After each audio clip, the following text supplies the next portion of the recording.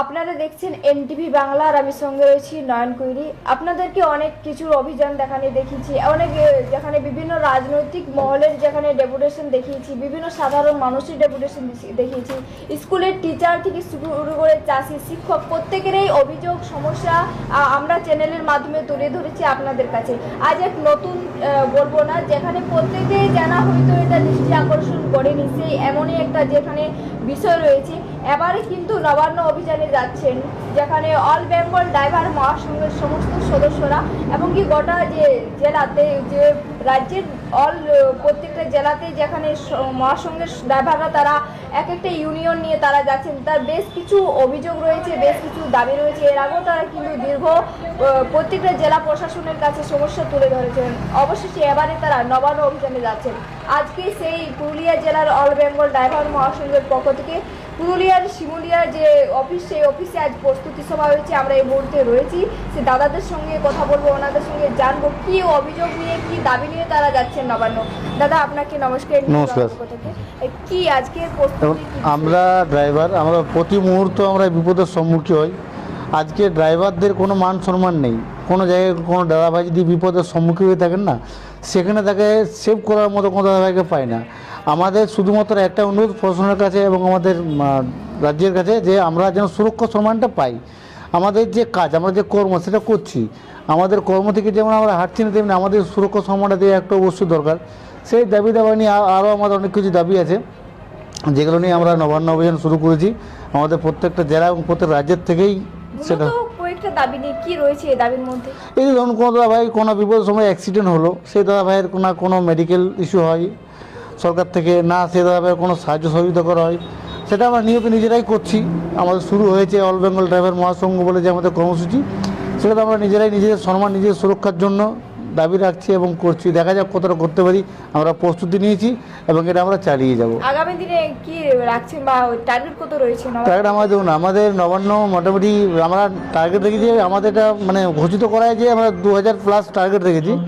দু একশো এদিক ওদিক হবে, যেমন আমরা তো সবাই কাজ খচুকে যেতে পারি না, কাজটা আমাদের আগে, তো চেষ্টা করবো 2000+ করার। 2000টা ধরে রাখুন, এটা আমাদের হবে। কথা বললাম অল বেঙ্গল ড্রাইভার মহাসংঘের একজন দাদার সঙ্গে, আমরা কথা বলে জানার চেষ্টা করব। এর আগেও তো এনাদেরকে দেখা গিয়েছে, যেখানে 24-এর যখন গত 24 সালেও এনারা কিন্তু একটা যেখানে সমাবেশ করেছিলেন, সেখানে সমাবেশের পরে 2025 সালে এক দফা দাবি নিয়ে ডিএম সাহেবের কাছেও তারা পৌঁছেছিলেন এবং ওনার কাছ থেকে কি আশ্বাস পেয়েছেন বা এখন তাদের অভিযোগ কোন জায়গায় কোন পরিস্থিতিতে রয়েছে আমরা জানবো সরাসরি। দাদা আপনাকে এই যে আমরা আপনাদেরকে দেখেছি, আপনারা এক দফা দাবি নিয়ে 2025-এ ডেপুটেশন দিয়েছিলেন ডিএমের কাছে, কি আশ্বাস পেয়েছেন? আশ্বাস তখন তো বললো যে এটা আপনাদেরকে জানানো হবে, আপনাদেরকে ডাকা হবে বা আমরা এটা উপরে পাঠাবো। কিন্তু আমাদের আশ্বাস এটাই চাই যে দাদা, আমরা যে রোডে গাড়ি নিয়ে দৌড়ছি, ধরুন কোনোখানে অ্যাক্সিডেন্ট হয়ে গেল, ড্রাইভার পরলোক গমন করলো, তার পরিবার সম্পূর্ণ রাস্তায় চলে আসছে। সেই জিনিসগুলোর জন্য আমরা দাবি তুলে ধরেছি যে ড্রাইভারকে ইন্স্যুরেন্স দিতে হবে। সে যদি পরলোক গমন করে, তার পরিবার তো বাঁচার একটা হাত পাবে, একটা সাহায্য পাবে সরকার থেকে। যেহেতু দেখুন আমরা দিন রাত 24 ঘন্টা ডিউটি করছি রোডের উপরে, বলা যায় না কখন দুর্ঘটনা কীভাবে আসে। আমরা তার জন্য প্রতিদিন ড্রাইভারদেরকে সচেতন বার্তা দিই যে সেফ ড্রাইভ সেফ লাইফ, নেশামুক্ত ড্রাইভার, যে তুমি নেশা করবে না, বিনা নেশা করে গাড়ি চালাও আর সেফ চালাও, দ্রুত গতিতে চালাবে না, ট্রাফিক রুল নিয়ম মেনে চলো। তবু গাড়ি ঘোড়ায় কখন কি ভেঙে যায় বা কি হয়ে যায় ওটা কেউ জানে না। অ্যাক্সিডেন্ট হচ্ছে, ড্রাইভার পরলোক গমন করছে, সরকার থেকে কিছু সাহায্য সুবিধা পাওয়া যাচ্ছে না। সেই দাবিগুলো আমরা নিয়ে এই নবান্ন অভিযানে আমরা আগামী কত তারিখে রয়েছে আপনাদের এই অভিযান? আমাদের 4 তারিখে আমরা নবান্ন অভিযানে যাচ্ছি। সেখান থেকে 4-5 দুদিন আমাদের রয়েছে। ব্রিগেড থেকে আমাদের কাজের এটা কি ফার্স্ট ওয়ান? হ্যাঁ, কলকাতাতে এটা আমাদের ফার্স্ট বার। এর আগে আমাদের পুরুলিয়া জেলাতে হয়েছে 2024-এ 12-12-তে, আর এবারে কলকাতাতে হচ্ছে, যেখানে আমাদের অল বেঙ্গল ড্রাইভার মহাসংঘ মানে সম্পূর্ণ পশ্চিমবঙ্গের যত ড্রাইভার সংগঠন রয়েছে তারা সবাই ওখানে আসবে আর সরকার কাছে এই দাবি তুলে ধরবে। আমরা আমরা সরাসরি কথা বললাম ড্রাইভার সঙ্গে, দুই ড্রাইভার সঙ্গে। আমাদের রয়েছে জেলারও রয়েছেন, যেখানে ড্রাইভার মহাসংঘের আরেকজন সদস্য, ওনার কাছ থেকে জানবো যে এর আগেও আমরা দেখেছি যারা তারা পয়লা যে রয়েছে সেখানে সেপ্টেম্বরে তারা বিভিন্ন পালন করেছে, সেই নিয়ে একাধিকবার তারা শুধু একটাই নয়, বিভিন্ন যেখানে তাদেরকে দেখা গিয়েছে দুস্থ মানুষের কাছে পাশে দাঁড়িয়েছেন। এমনও মানে মাঝে মধ্যে দেখা গিয়েছে যে ছবিতে উঠে আসছে যে ড্রাইভাররা অ্যাক্সিডেন্ট হয়েছে, কোনো গাড়ি মেরে দিয়ে চলে গেছে, বাট তারই পাশে পেছনে আসা বা বিপরীত মুখ থেকে আসা সেই ড্রাইভার তুলে নিয়ে হসপিটালে নিয়ে গেছে। সেই বিষয়টা একটু দাদার কাছ থেকে জানবো। দাদা, আপনাদেরকে তো এরকম ছবি অনেকবারই দেখা গিয়েছে, বা এটা নিয়ে আপনারা কি দাবি রাখছেন? এটা দেখুন, আমরা রোডে চলি, আমাদের সাথে পুলিশ প্রশাসন থাকে, রাস্তায় যখন আমরা চলি রাস্তার ড্রাইভার ভাই থাকে 24 ঘন্টা, কিন্তু বাড়ির লোক আমাদের সাথে থাকে না। কিন্তু আমরা এই অল বেঙ্গল ড্রাইভার মহাসংঘে যুক্ত হয়ে আমরা খুবই গর্বিত যে আমরা যে কোনো মুহূর্তে যাই, যে কোনো জায়গায় আমরা যাই, কেন আমরা ঝাড়খণ্ড বলুন, উড়িষ্যা বলুন, বিহার বলুন, 28টা রাজ্যে আমাদের সংগঠন আছে। তো সেইখানে আমরা এই বর্দি লোগোর জন্য আমরা পৌঁছানে সাহায্য সহযোগিতা পাচ্ছি। তো তারপরে আমাদের পুলিশ প্রশাসন আমাদেরকে সাপোর্ট করে, যে রাস্তায় অ্যাক্সিডেন্ট হয়ে গেলে আমাদেরকে হসপিটাল অবধি পৌঁছায়। তার সঙ্গে সঙ্গে আমাদের যে 24 ঘন্টা অ্যাম্বুলেন্স আছে, ওনারা তো আমাদেরকে অনেকেই সাপোর্ট করে। তো এটার বিষয়ে আমি চাইছি যেন সমস্ত ভাই আমাদের এই যে অল বেঙ্গল ড্রাইভার মহাসংঘে যেসব ভাই বন্ধুরা যুক্ত হয়নি, ওনাদেরকে আমি অনুরোধ রাখছি অবশ্যই আমাদের মাধ্যমে। দাদা, তুমি ঠিক আছে?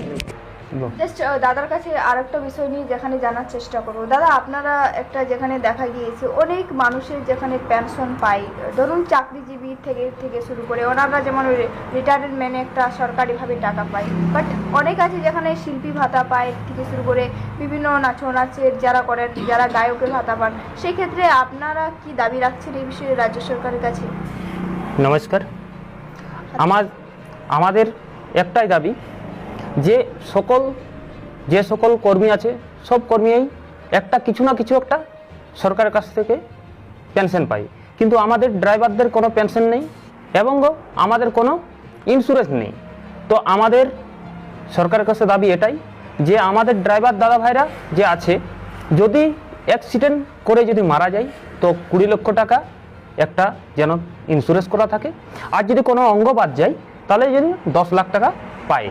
আর আমাদের এই যে 55-60 বছর কেউ যাবে না, 55 বছরেই হয়তো তাকে আর গাড়ি চালাবার ক্ষমতা থাকবে না, যদি থাকেই তো সে চোখ ঠিকঠাকভাবে থাকবে না। আর যতক্ষণ না চোখ থাকছে, যতক্ষণ চোখ এবং ততক্ষণ চালাতে পারবো আমরা। তাই বলবো যে আমাদের একটা পেনশনের মিনিমাম 5,000 টাকা পেনশন যদি হয়, যে 60 বছরের আগে 55 বছর থেকেই যদি শুরু করে দেওয়া হয় তো বলবো অতি উত্তম কাজ। কারণ হচ্ছে যে আমাদের পেনশনটা নিয়েই সেটুকু আমরা চালাতে পারবো, আমাদের সংসার চালিত করতে পারবো। এটাই সরকারের কাছে আমাদের অনুরোধ। এই নিয়েই আমরা নবান্ন পর্যন্ত যেতে ইচ্ছুক আছি। আপাতত যে বর্তমান সরকার, তার কাছে আমরা সেই দাবিই রাখবো যে আমরা এইগুলো যেন পাই। এবং আমরা দেশের 3 নম্বর সৈনিক হিসাবে কাজ করছি। আমাদের সৈনিক, তারপরে আসছে আমাদের চাষি, তারপরে আসছে আমাদের চালক, যাকে বলে ড্রাইভার। আমাদের সৈনিকরা সম্মান পেয়েছে, আমাদের চাষিরাও সম্মান পাচ্ছে না, কিন্তু আর আমাদের ড্রাইভাররাও সম্মান পাচ্ছে না। আমরা চাইছি যেমন ড্রাইভারদের একটা স্মৃতি হিসাবে, একটা সৈনিক হিসাবে, 3 নম্বর সৈনিক হিসাবে বা 2 নম্বর সৈনিক হিসাবে একটা তুলে ধরা হোক। কারণ আমরা পণ্য পরিবহন করি, মানে A to Z, একদম মরণের কাপড় থেকে শুরু করে একদম মানে ফার্স্টলে যে খাদ্য যাবতীয় পরিবহন করি, তবে সেই জায়গা চলে। আমরা যদি চাকা জাম করে দিই বা আমরা যদি পরিবহন না করি তাহলে কেউ কিন্তু খেতে পাবে না। একদমই তাই। আমরা সরাসরি কথা বললাম দাদাদের কাছে, অর্থাৎ যেখানে অল বেঙ্গল ড্রাইভার মহাসংঘের সমস্ত সদস্যদের সঙ্গে কথা বললাম, তারা যেটা জানাচ্ছেন তাদের যে পরিবহন, তারা যে এক চালক, প্রত্যেকে এক একটা যেখানে কোম্পানির সাথে যুক্ত আছে, সরকারি বেসরকারি বিভিন্নভাবে তারা রুচি বাকি যেমন কৃষকরা বা বাকি মানুষ যেমন দিন খেটে দিন কাজ করে, তারাও কিন্তু নিত্যদিন মানুষের মানে অ্যাকচুয়ালি প্রায় রাত দিন তারা সময় দেয় এবং পরিশ্রম দিয়ে তারা মানুষের সেবা দেন। সেই ক্ষেত্রে তাদের ব্যক্তিগত বেশ কয়েকটি দাবি নিয়ে তারা অবশেষে যেখানে আগামী যে 5ই ডিসেম্বর রয়েছে, সেই ডিসেম্বরে তারা সমাবেশে যাচ্ছেন এবং সেই সমাবেশ ড্রাইভার মহাসংঘ প্রত্যেকটা জেলা থেকে যাচ্ছেন। আর এই জেলা থেকে